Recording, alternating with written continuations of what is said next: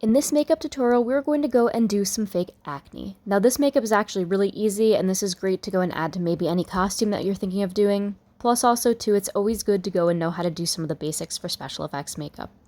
The makeup palette that I'm using for this makeup tutorial is a Revolution Game of Thrones palette, and this is the Mother of Dragons palette, which has a lot of reds. If you don't have this palette, of course, you can use just a normal palette that has red, but it should be a very swollen kind of looking red. What you do is you take it, you put it onto a Q-tip, and start to go and create dots on your face. These should be pretty messy. You can vary them from different sizes, large, small, press a little bit more so it's darker, but then blend it after you have them all done.